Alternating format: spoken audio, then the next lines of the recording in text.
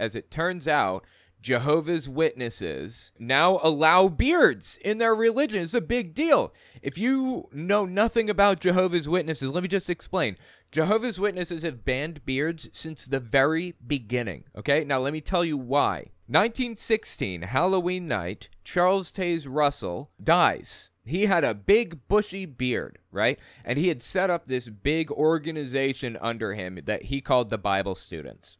Now, who takes over after Charles Taze Russell dies? It's really kind of in the hands of like a board.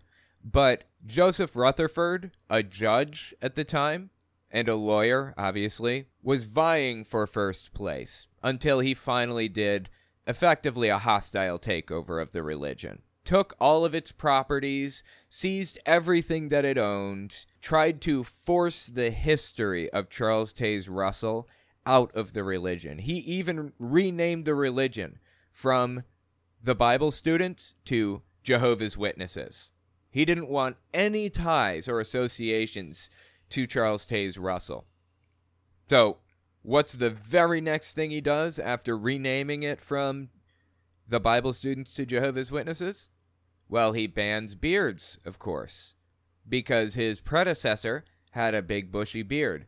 And he didn't want anybody to be reminded of his predecessor, so he banned them. Seriously. That's why beards are banned in Jehovah's Witnesses to this day. Now, if you ask an elder why beards are banned, the answer they will give is, it just doesn't look like what a Christian would wear. You know, it's not a Christian thing to have. You look less well-groomed, less well taken care of. You look kind of messy, like a worldly person. That's what they'd tell you, which is complete nonsense. I mean, every time they depict Jesus in the New Testament or in their books that they write or their dramas or whatever, it's always Jesus with a beard. It just blows me away how they've managed to depict Jesus with a beard this whole time and simultaneously demonize them so heavily. So anyways, not too long ago, Jehovah's Witnesses got rid of one of their governing body members, which is a really big deal. This is like, I think maybe the first time that's ever happened in history. Maybe the second time they ever kicked somebody out. Usually if someone's a Jehovah's Witness governing body member, they die in that position. But no, they voted this guy out of office, basically. Dude's name was Tony Morris. So it's not that you don't dress nice to fit your physique. That's fine. That's what Max and I do. What's wrong is this extremely tight pants. It's not appropriate for a Christian. And I want you brothers to think about this.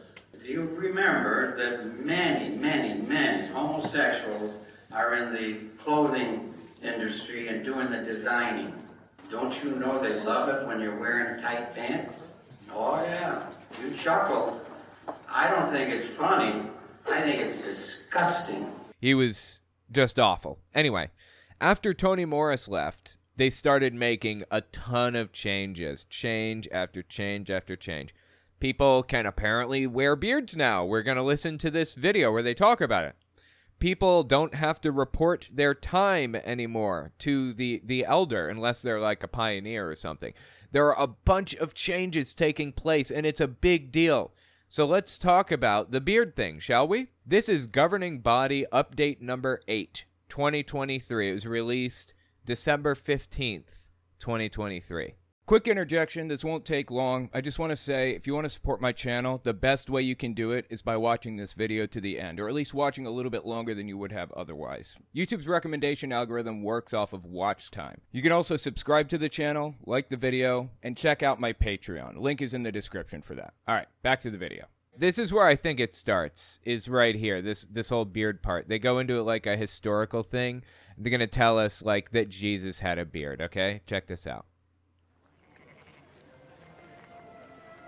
In patriarchal times, it was customary for men to wear beards. This practice continued among the Israelites. I mean, it's common for just everybody to wear beards today. There's nothing unusual about that. An Israelite man would shave only when he was humiliated or grieving. For example, when the king of Ammon humiliated David's servants by shaving their beards, David protected their dignity by telling them, "Stay in Jericho until your beards grow back. and then return. Well, that's nice. There's also that story of that guy who demanded like 500 foreskins or something. You remember that? Just imagine being the sorry son of a bitch whose task it was to go around cutting the tips of dicks off of people who had just died or whatever. That would have been just the worst job ever, right? It's 1 Samuel 18:25. Saul replied, "Say to David, the king wants no other price for the bride than 100 Philistine foreskins to take revenge on his enemies." Saul's plan was to have David fall by the hands of the Philistines. But that guy, boy, did he get those foreskins. That guy knows what he's doing when it comes to foreskins. Anyway, unrelated, I'm just saying. Centuries later, the prophet Ezekiel shaved his beard and his head to symbolize the great distress and grief that would soon afflict Jerusalem. What about Jesus? Did he too, as an Israelite, wear a beard? Yes, he probably had a beard, if he was real, yes. For some years, based on the conclusions of certain archaeologists, our publications most often portrayed Jesus as clean-shaven. But in 1968, the Watchtower considered more reliable evidence. I love it, dude. You know what's fascinating to me about this? They're showing this old Jehovah's Witness literature here, the Watchtower, whatever. This is apostate literature now. It's against the rules of the religion for you to possess a copy of what's being shown on screen right now. It's apostate. You're supposed to burn it if you have any old literature. They don't want this stuff getting out because they made so many mistakes from beginning to end. All through it was mistake after mistake after mistake. Okay, tell me what's in this old literature there, Jehovah's Witnesses, please. The Watchtower considered more reliable evidence from both historical sources and the scriptures. None of the four Gospels indicate that Jesus' appearance stood out as different. He did what was customary among Jewish men at that time. He wore a beard. Well, I mean, he was Jewish, so. Our videos and artwork in our publications ever since have consistently portrayed Jesus with a well-groomed beard. Yeah, when I was little, they used to have this thing at conventions. They'd have 1, 2, and 3 day assemblies. Once a year, you'd get one of each, right? So there's the Sunday assembly, then the Saturday and Sunday assembly that's called the the circuit assembly, and then there's the district assembly, which is 3 days, Friday, Saturday, Sunday. And at the district assembly, they'd have a drama.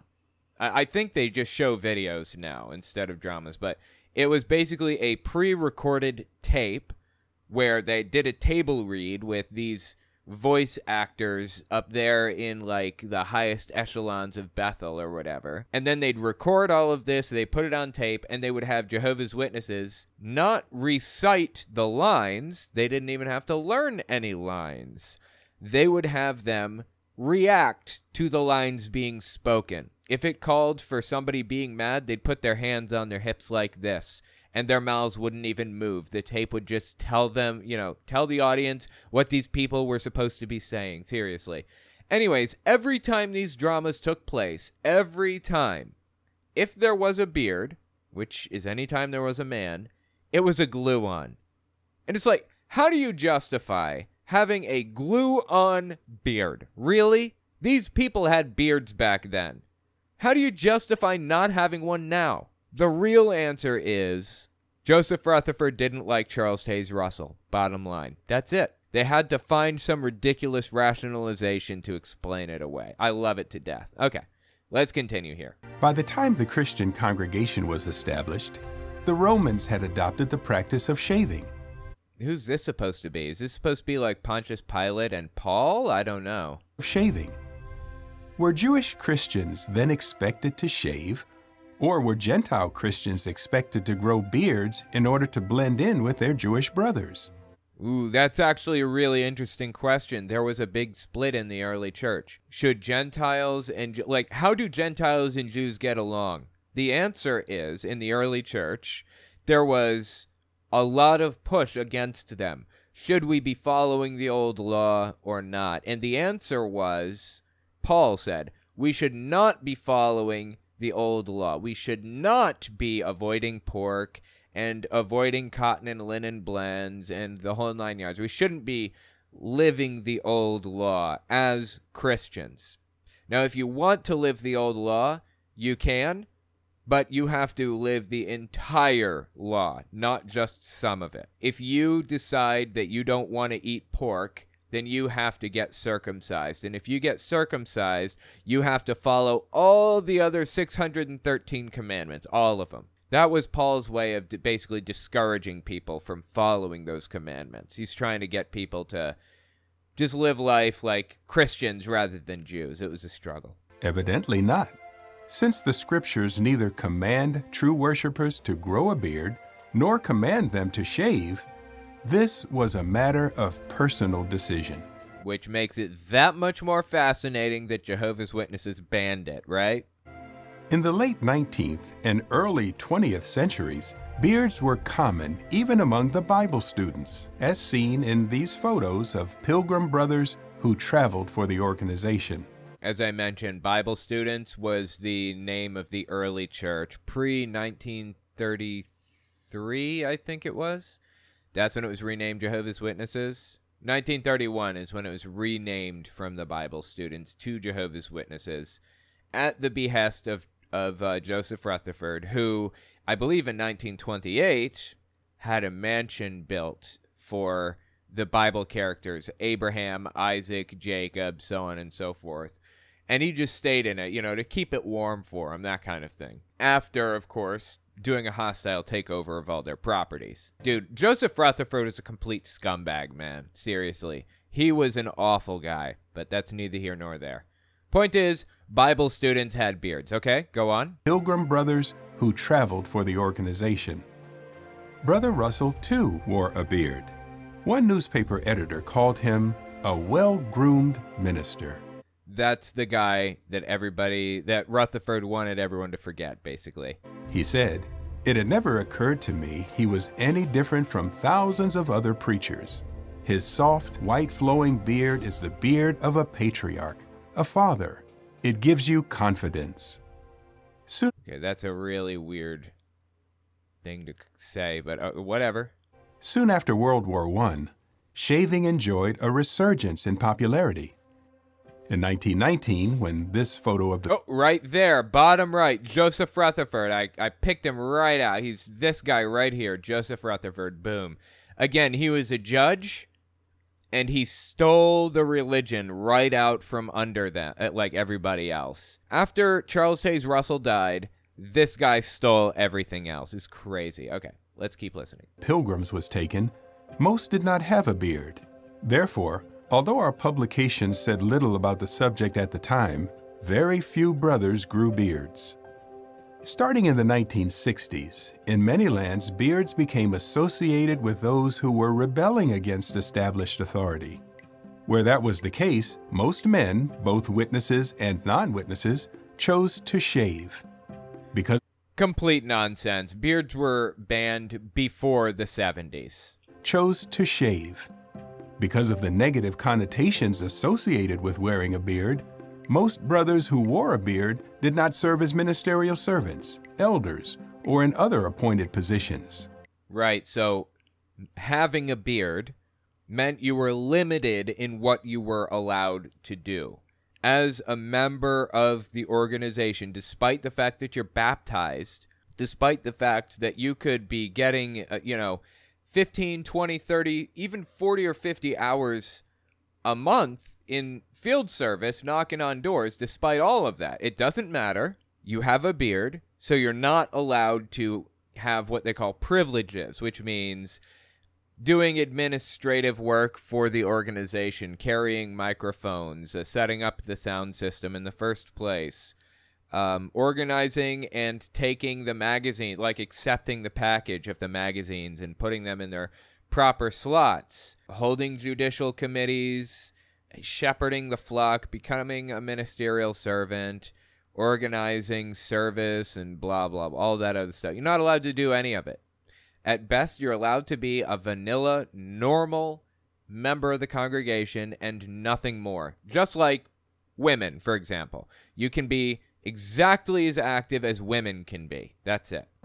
With the passing of time, in some lands, beards became more common and were not associated with rebellion.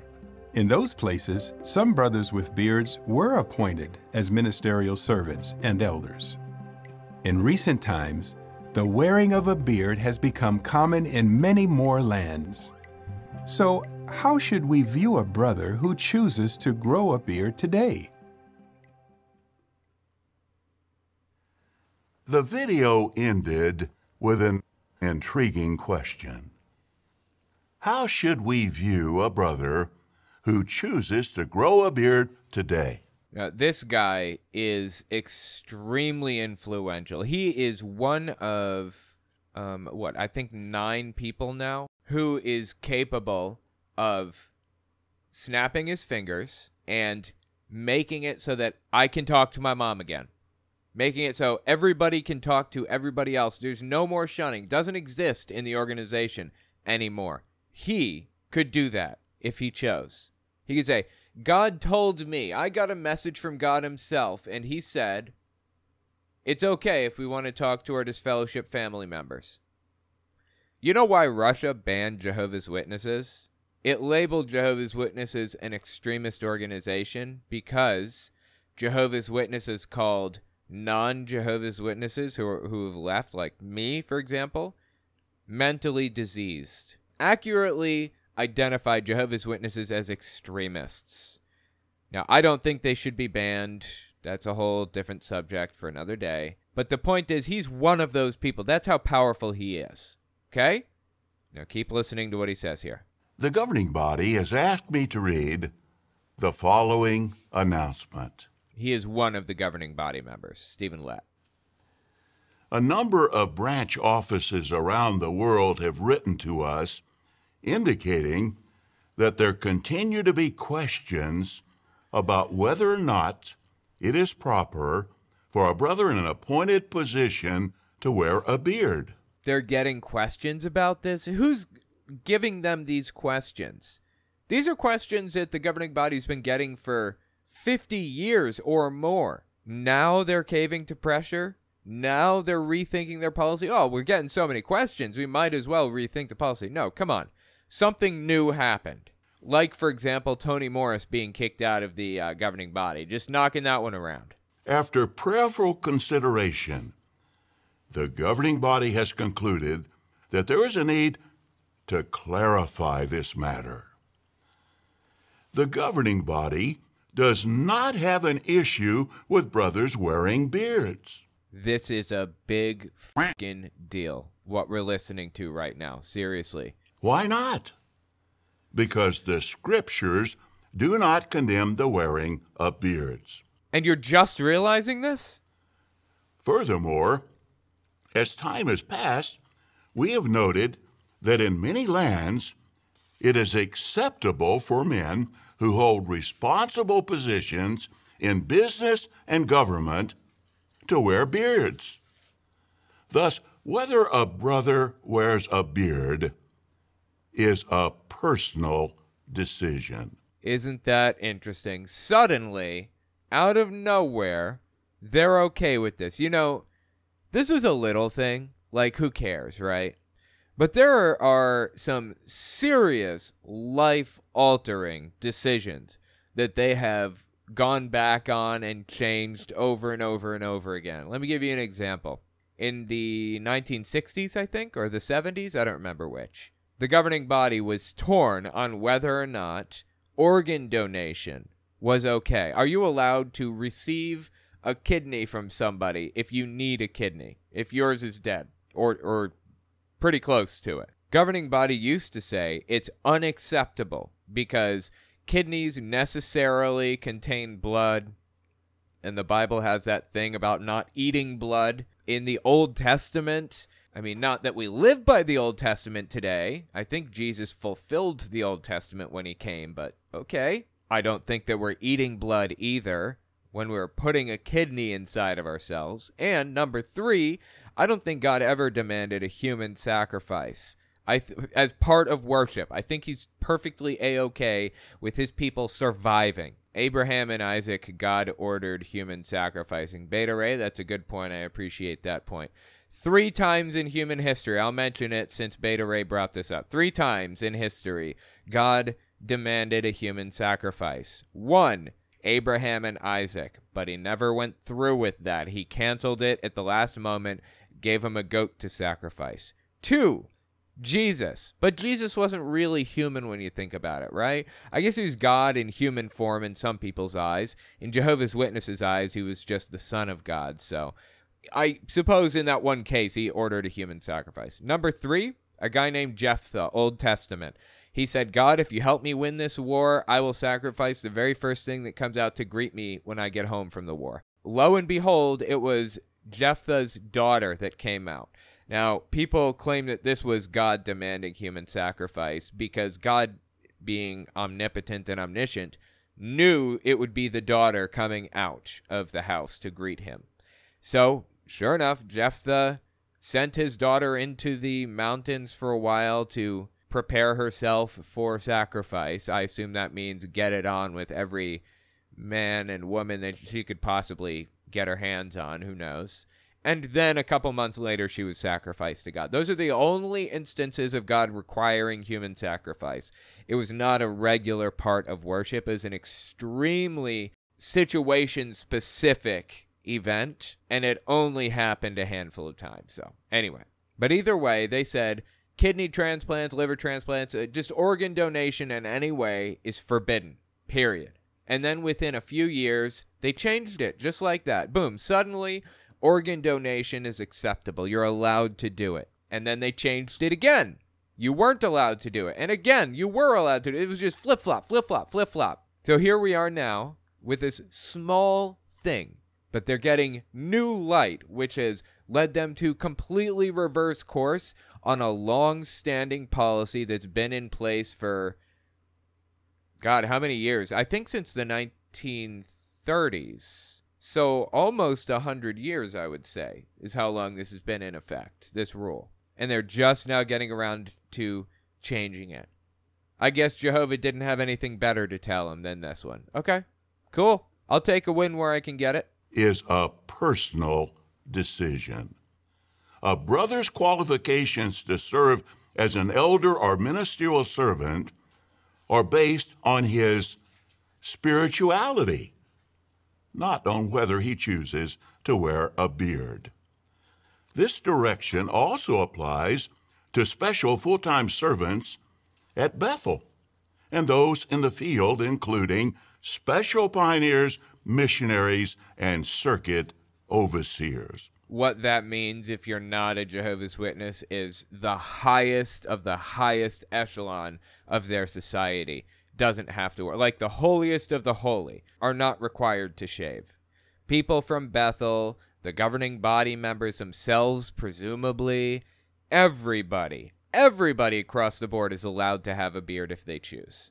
That's crazy. In harmony with Romans 14:4, neither the elders nor any other Christian should feel compelled to judge a brother who chooses to wear a beard. Nobody should judge anybody else who chooses to wear a beard. I love everything about it. We trust that these comments will help us to remain on guard against anything that might cause division among Jehovah's people. End of the announcement from the governing body.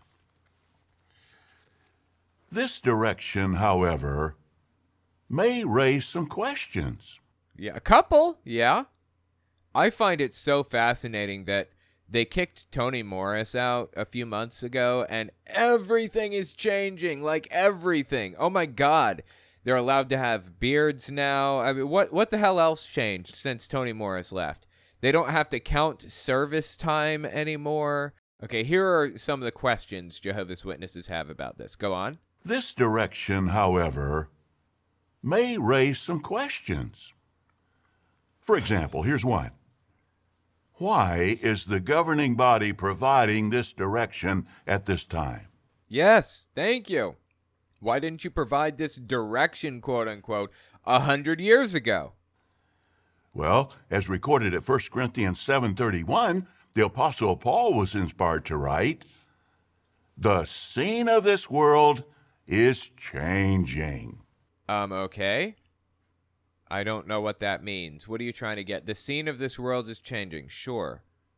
What does that have to do with, like, allowing beards again? The study note in that verse shows that Paul may have been alluding to the way that scenes change swiftly in a theater, with actors passing quickly on and off the stage. Okay, I don't know if that's how it was being used.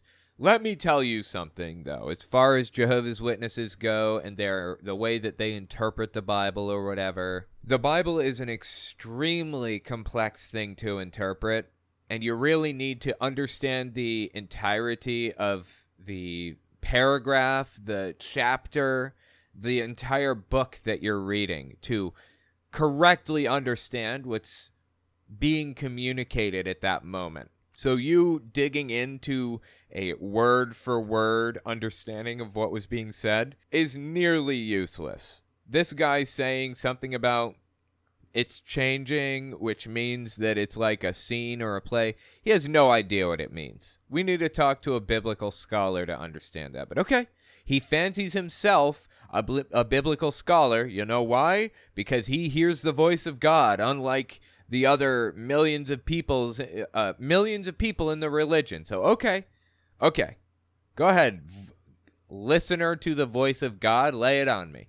In keeping with the principle of Paul's inspired statement, grooming styles have changed over the years.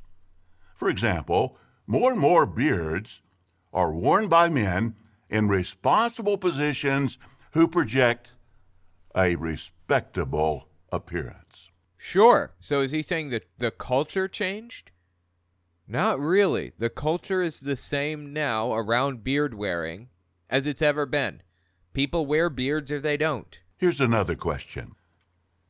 How should we view a brother who decides to grow a beard? Well, we should apply Jesus' counsel found at John 7:24, stop judging by the outward appearance. I love everything about it. So you're okay with people wearing earrings then also? You're okay with people having tattoos? That's okay with you? All that stuff is fine? You don't have a problem with it? Great. Stop judging by the outward appearance. Yes, I'm all about it. As we saw in the video, grooming styles have changed over time. I mean, not really. Not in the way that he's saying. Grooming styles have changed.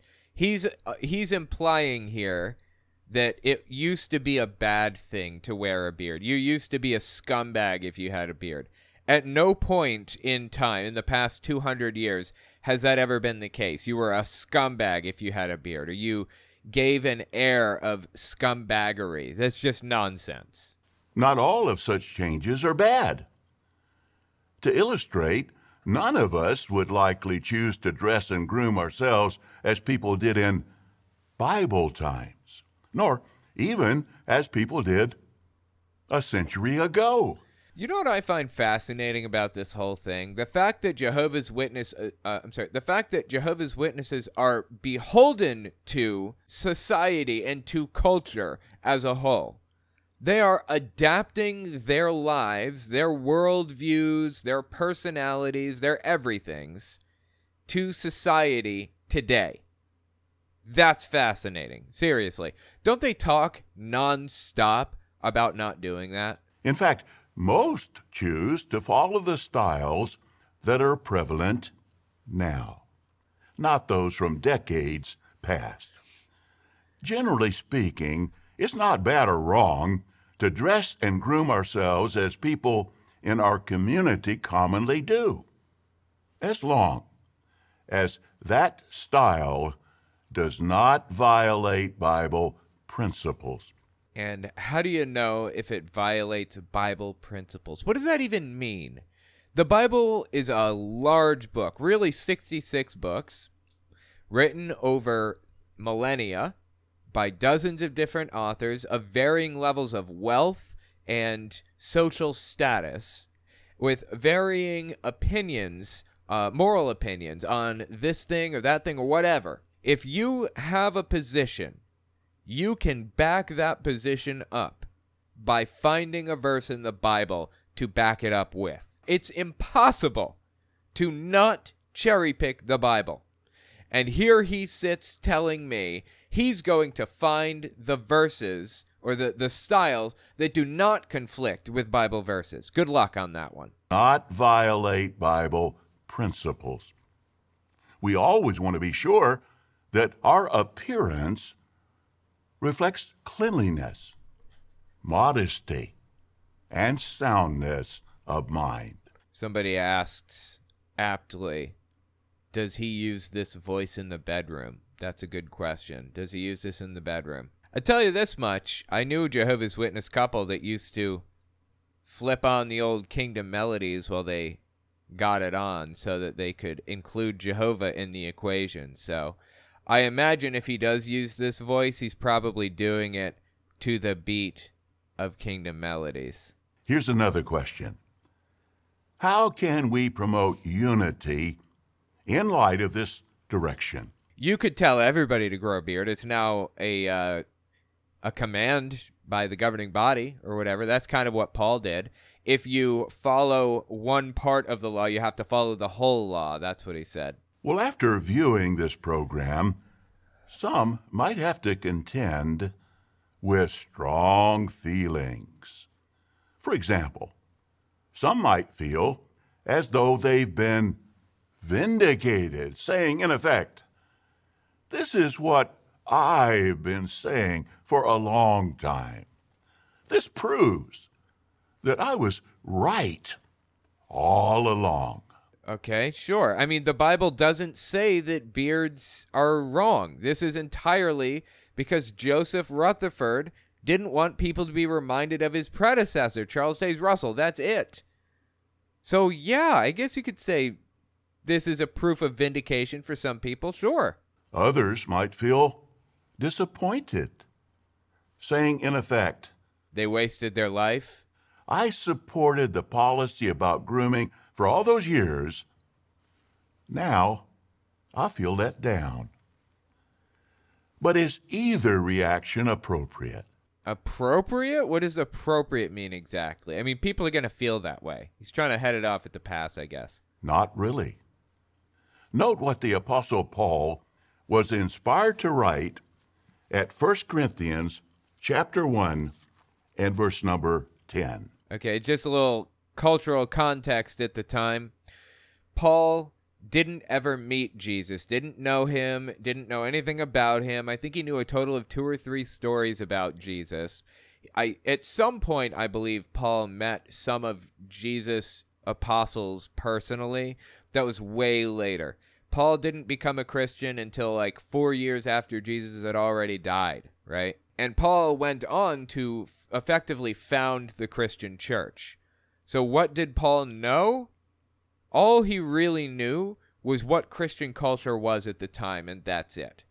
Now, there's a Christian congregation that already existed before Paul came along, and that was the Corinth congregation, the Corinthians, if you will. So Paul writes his letter to the Corinthians to tell them how he feels about this or that or whatever. He heard that there were people bragging about sleeping with prostitutes at the church. And there was one guy who even had an affair with his mother-in-law. Or, I'm sorry, not mother-in-law, with his stepmother. Seriously. And Paul was so concerned by this that he wrote a letter to them and said, shun them, get them out of your life. We don't want to bring reproach on Jehovah's name. Get them out. On Yahweh's name, actually. Jehovah wasn't used until like 1,000 years later, but that's neither here nor there.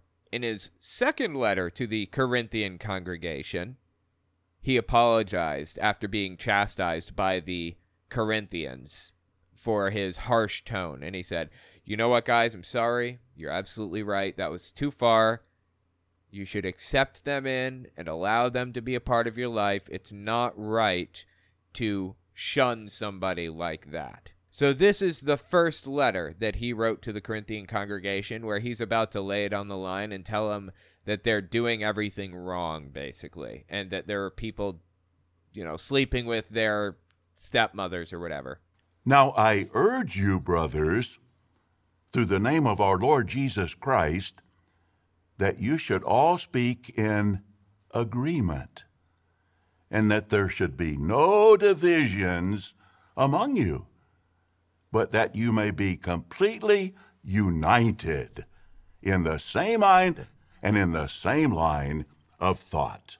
Right, so there was division in the congregation, largely because people were, sleeping with their mothers or their stepmothers or whatever. So, yeah, that makes sense. How does that principle apply here? It doesn't really. I mean, nobody's sleeping with their stepmothers to my knowledge, but okay, go on.